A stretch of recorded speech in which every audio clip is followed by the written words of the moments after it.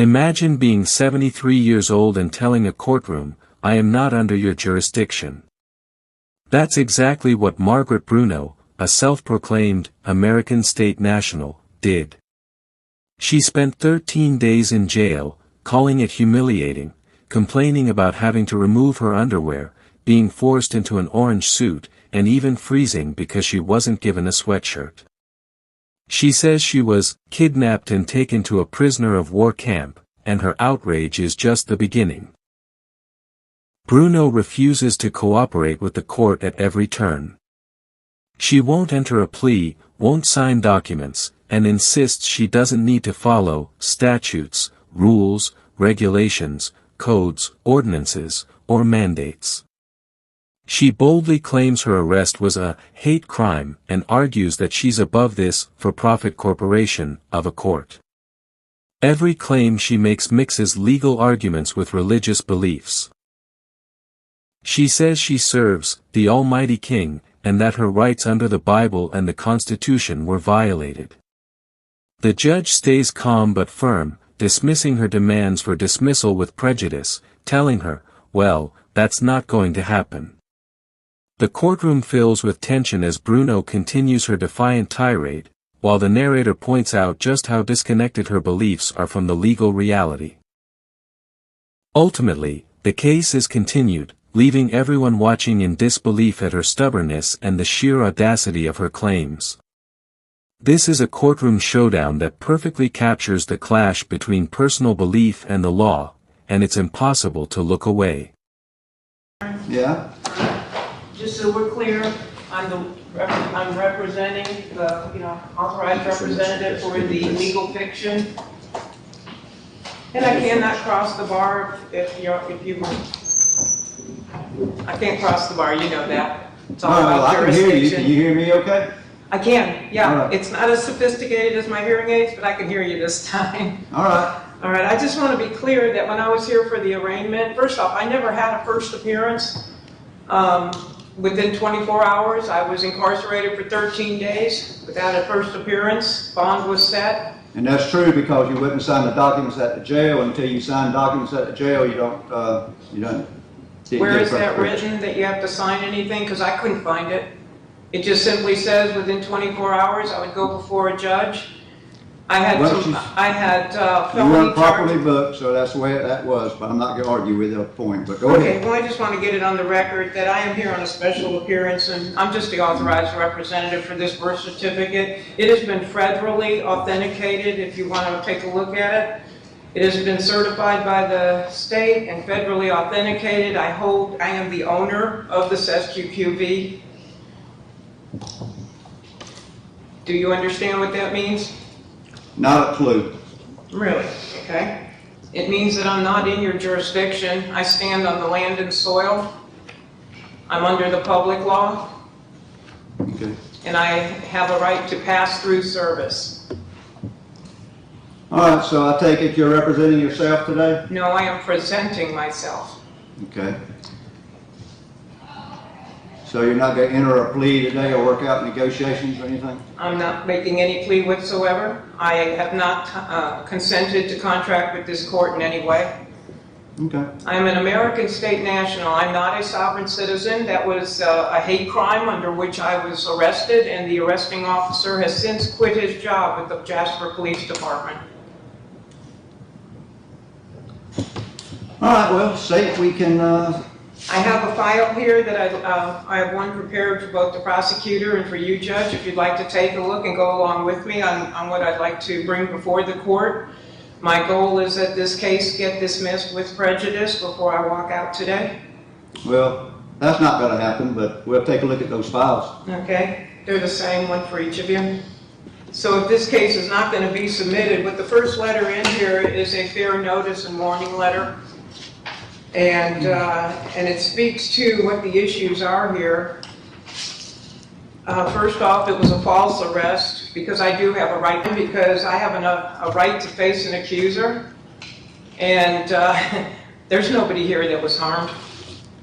Deprivation of due process, Your Honor. You denied me a first appearance. And I have not heard the charges because I am hard of hearing. I brought that to the attention of the court at the arraignment. And your comment was simply, I'm talking as loud as I can. Well, that doesn't do any good for somebody who has a disability, and you have a responsibility to me under the Americans with Disabilities Act. And so I have issues with that. So up until, I still haven't really heard the charges. You know, when it started out, I was slammed with 7 felony charges.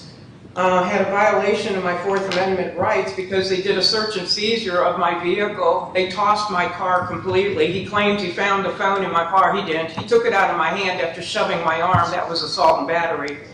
And then when I got into the police vehicle, my keys were in my pocket. He took them out of my pocket.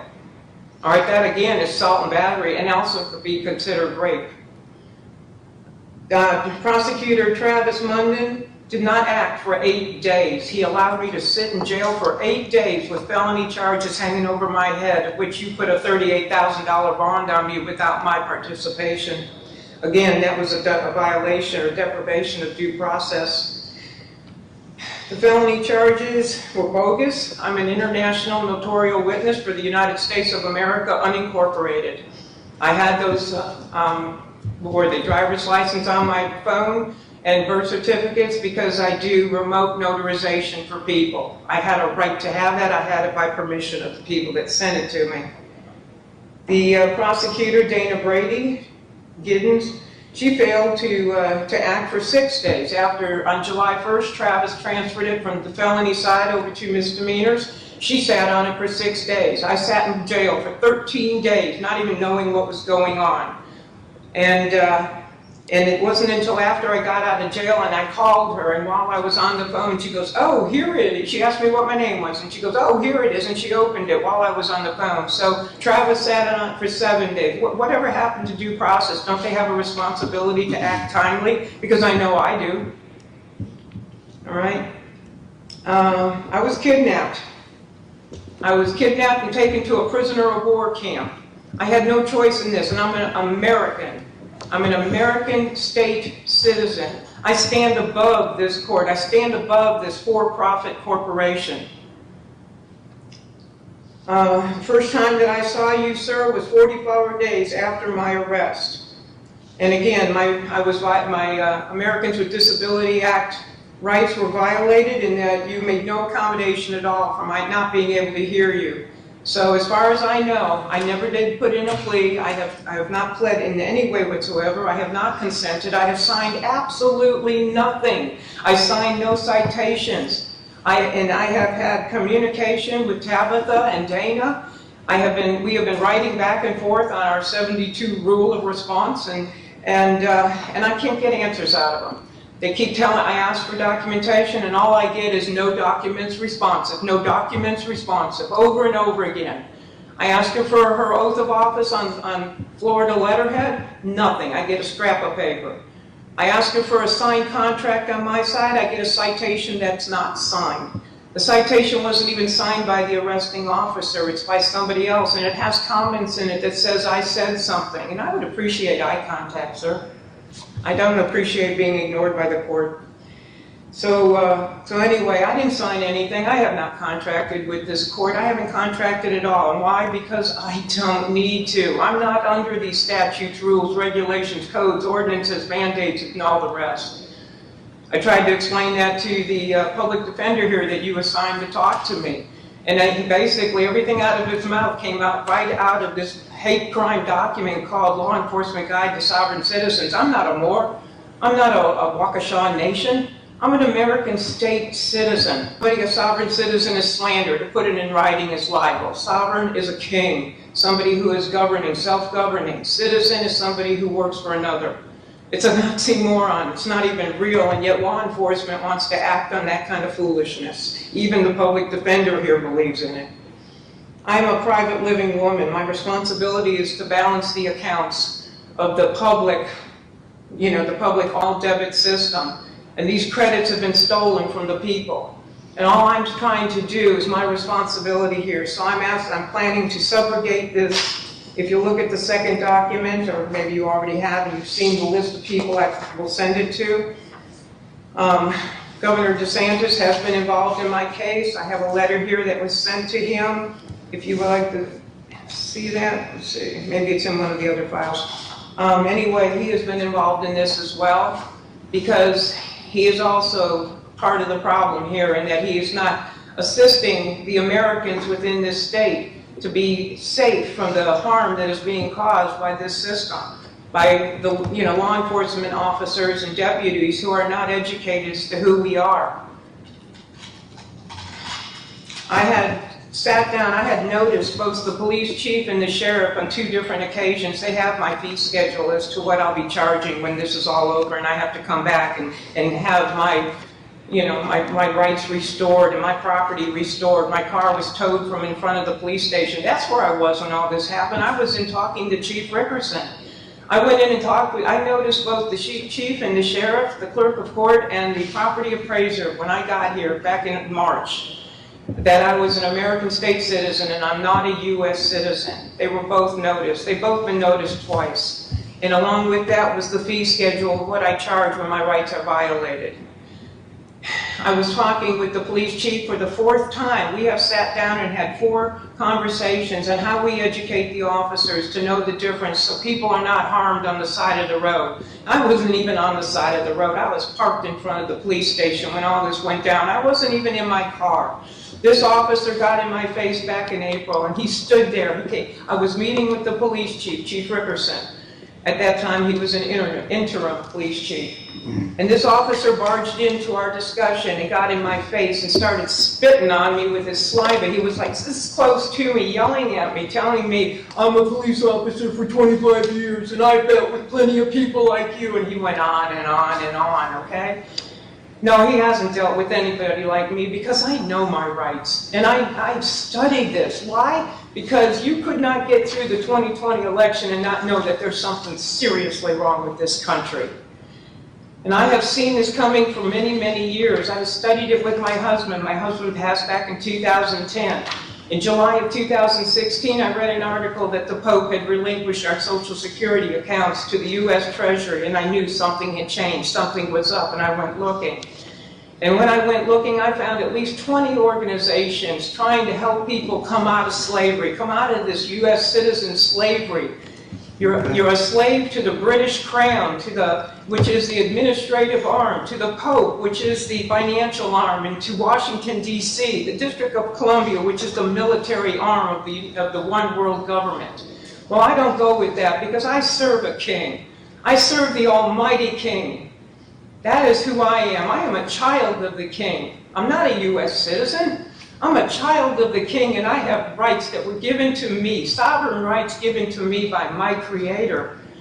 And I live by the Bible. I don't live by any kind of religion, sir. I read the Bible cover to cover, and I do what it says.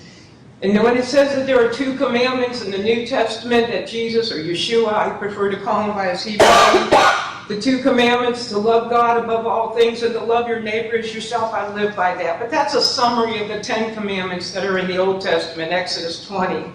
And the first 5 commandments are how you love your Creator. And the second 5 commandments is how you love your neighbor. And I live by that, sir.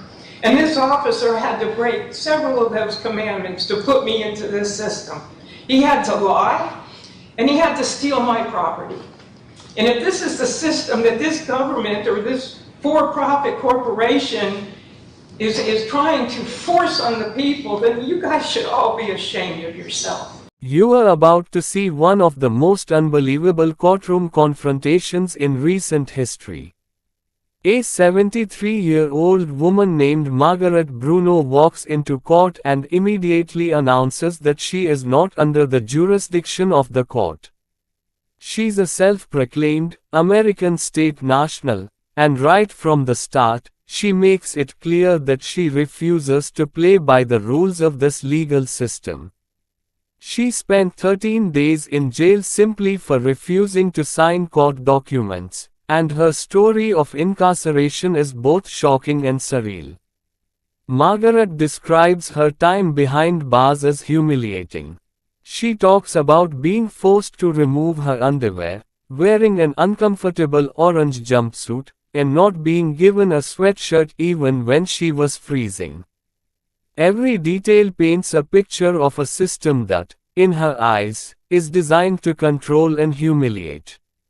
She even goes so far as to say she felt like she was kidnapped and taken to a prisoner of war camp. And while many would see this as exaggeration, in her mind, it's a matter of principle, a reflection of the injustice she believes she's endured. But the real drama begins when Margaret starts challenging the court itself. She refuses to enter a plea, refuses to acknowledge the statutes, codes, or mandates, and insists that the court has no authority over her. She claims her arrest was a hate crime, and asserts that there is no contract binding her to the court's proceedings. She repeatedly insists she is above this for-profit corporation of a court system, leaving the judge and courtroom in a state of stunned disbelief. Her arguments aren't just legal, they're deeply entwined with her religious beliefs. She frequently references the Bible, stating that she serves the Almighty King, and claims that her arrest violated multiple commandments. She intertwines this with claims about constitutional rights, insisting her Fourth Amendment rights were trampled and even citing the Americans with Disabilities Act. In her mind, every action taken against her is an infringement not just of law, but of moral and divine authority. Throughout this, the judge remains composed, handling her claims with patience and restraint. When she demands dismissal with prejudice, the judge simply responds, "Well, that's not going to happen." Even so, Margaret continues her defiant tirade, speaking at length about her beliefs, contracts that don't exist, and principles she refuses to compromise. Her refusal to cooperate creates a dramatic tension in the courtroom, one that is both bizarre and captivating to watch. The narrative is punctuated by sharp commentary from the narrator, who highlights just how disconnected Margaret's beliefs are from reality. Every refusal to cooperate, every convoluted argument, is presented as a spectacle of stubbornness. Yet, there's also an undercurrent of fascination. How can someone maintain such absolute certainty in their perspective despite overwhelming legal realities?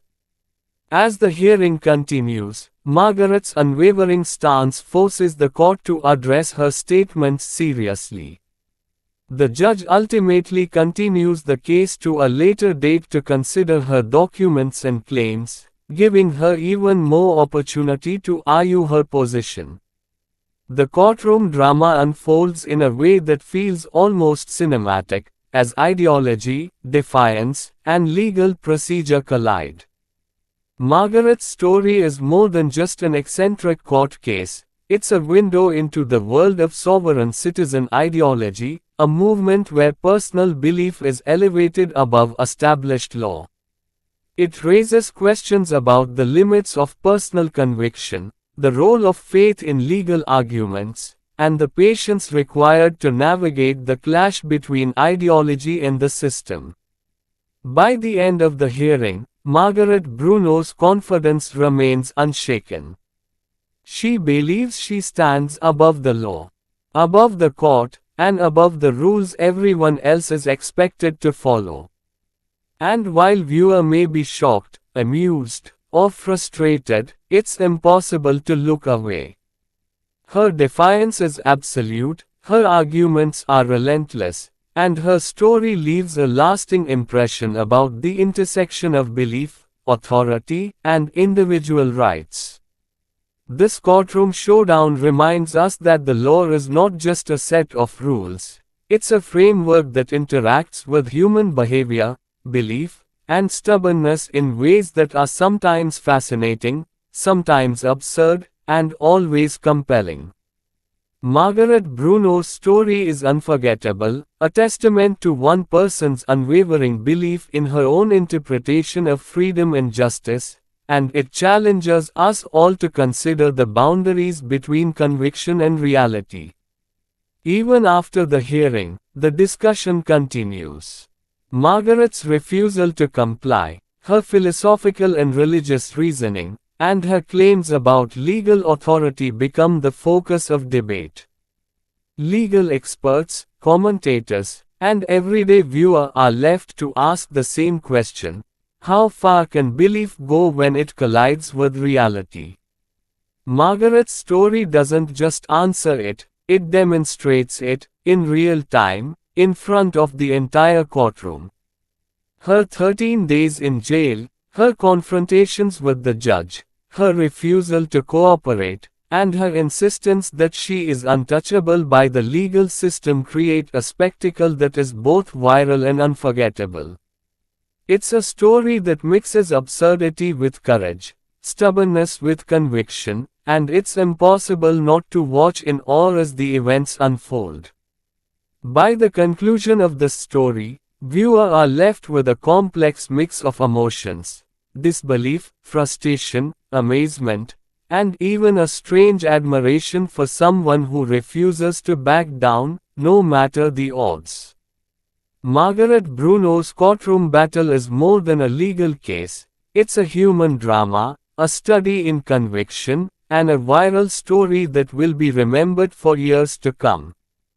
I am demanding, see, a sovereign does not motion the court, a sovereign demands. I am demanding that this case be dismissed with prejudice, because I'm going down for the count. I'll take whatever punishment you give me. And I think my 13 days in jail without signing anything, just for comfort, should give you an idea of the fact that I finish what I start. I went into that jail, Your Honor. I was quite a surprise. I wasn't prepared for it.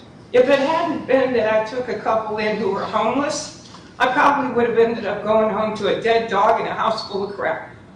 But that gentleman, the people that I took in who were homeless, called my girlfriend and said she didn't come home last night. Well, my girlfriend knew that I was on my way to the post office in Live Oak, and she knew I was going to stop by and talk to the sheriff. So first call she made was to the Suwannee County Jail. Second call was to the Hamilton County Jail, and she found me. I was sitting in jail. I've never been in trouble with the law before.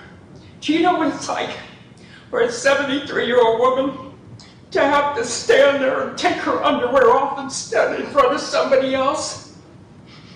That was so humiliating.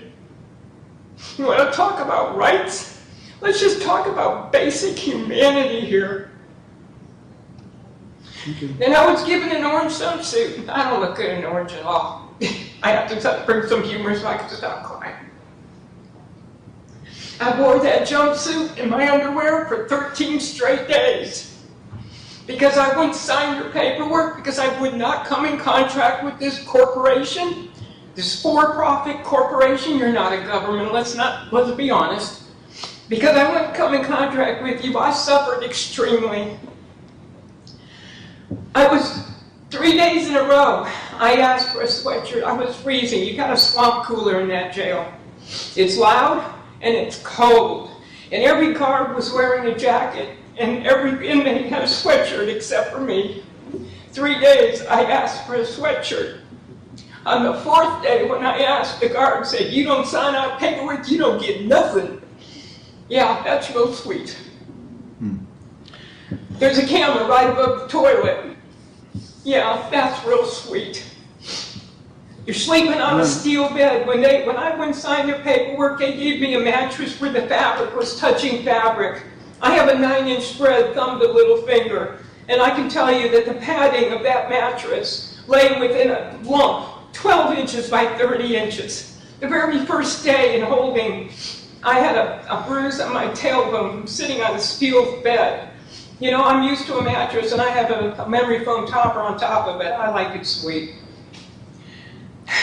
I went without drinking water for 13 days. I drink on average almost a gallon a day. My dog and I consume a gallon a day. You get coffee in the morning, you get Kool-Aid for lunch and dinner, and you get absolutely no water. And the only water coming out of the faucet in the bathroom is hot water. Okay, this is inhumane. I was tortured for my faith. Why would I say that? Because according to Revelation 18:4, it says, "Come out of her, my people. I am one of his people." And that Revelation 18 is all about Babylon. And yes, I did the paperwork to come out of this Babylonian system. Matthew 6:24 says, "I can't serve two masters." Well, who gets the taxes? Who gets the first tithe? The government grabs it right out of your paycheck. You don't have a choice. Steals it right from God. We don't get to give God our first fruits. I don't know what your faith is, but that's my faith. I serve the mighty Creator. It was very boring in there, and they had some books, and I was reading on average 400-page novels every single day, but on the 5th day, the guards came in and took all the books out, so I had nothing I could read. And then the girls gave me some paper. I had 3 sheets of paper. I started writing and writing and writing, front and back, as small as I could. And when I ran out of those 3 sheets of paper, the girls in the cell on the other side started giving me paper. Why? Because I befriended them. We talked about our Savior. We talked about why we were there. I wasn't preaching. I don't preach. But I shared with them that, they got themselves in trouble. And the first thing they need to do is straighten out their lives and get right with their Creator. Because if they can do that, the rest will fall in place. And that's what I spent those 13 days doing. Trying to be a big sis or a mom to those other girls who have lost their way along the way. 5 of the girls in that prison or jail recommitted their lives to God while I was there. And I'm very happy for them, and I continue to pray for them. I want you to know, sir, that I pray for you also. I pray for every one of you, because I pray that the Father will take the veil off your eyes so you can see what's really going on here. I don't know what you know. I have no idea what you know, but I know exactly how it works, and I know about the security bond, and I know how you have hit my SQQB trust. And that's what this subrogation is of that bond. Because I'll be filling out all the IRS forms. If this case is not dismissed with prejudice today, or I'll give you 3 days as it says in the document, if it's not dismissed with prejudice, then what I plan to do is fill out these IRS forms and make sure that the account that I am responsible for, I, the private woman, is responsible for the accounting of the public woman, or the all caps name that y'all have fraudulently created. And I mean, when I say you all, take it professionally. You obviously weren't there when I was born. But anyway, the point is, sir, that I do feel the responsibility now that I understand how all of this works, that it's my job to apply those credits to the debits. It's my job to make sure that those funds are not taken multiple times or above and beyond what's necessary. And so that's what this subrogation document is all about. I want you to pay attention, sir, to the list on this document of the people the distribution list. You see, I had notified the state's attorney. I came out of the system back in April of 2018.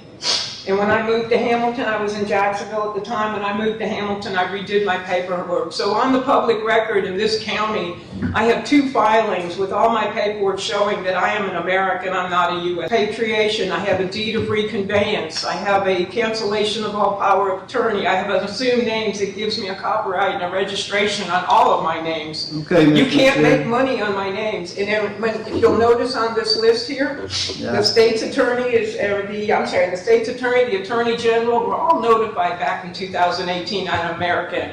Why they didn't notify y'all, I don't know. But why I'm being persecuted, I don't appreciate. Okay. On this list here, because you have deprived me of my rights, I have also included the Judicial Qualification Commission as well as others. So, I yield. Okay. Well, I appreciate your commenting.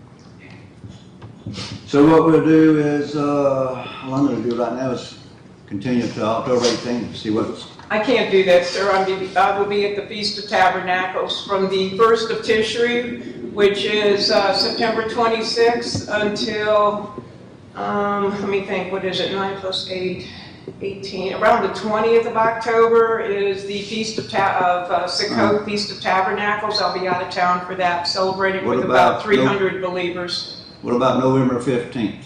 Well, I mean, I don't plan to attend any more trials here. This is my last one. Okay. I'm hoping that you will do the right thing here, and that the state's attorney will do that. Tabitha here, she has not proven jurisdiction.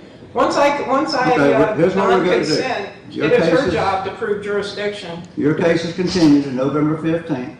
We're gonna take everything you said under consideration. Okay? I'll look at your papers. State attorney will look at them. And, on or before November 15th, we'll come to some conclusion. How about I that? hope to get a letter from you. I will continue to get the information here. Is it Durrett, did you say? Mr. Durrett. I will, I'll get in touch with him. Greg was telling me, and I know Greg personally, Greg was telling me that all he does is provide you with a court case number. Somebody is creating a security on this. That's who I need to talk to. So if you know or you can find out those highlighted areas in these documents, as soon as I can get that information and fill it in, then the formal documents will be sent. I hope to hear from you before that, Tabitha. Ma'am, I do not know who creates the security. Okay, Ms. Lucille, I appreciate your comments and everything, and have a good, wherever you're going in October, wherever that is. Feast of Tabernacles, it's Yeah, in feast. Leviticus 23. Okay. I'd also like to mention, if you have any influence at all with the sheriff, ask him to go into that jail and find out what's really going on. It's deplorable. Okay, It's a disgrace. I'll mention it to him. Thank you. I will. All right, well, thank you, ma'am. Yeah, All right, just quiet now. yeah. All right, you have a good day.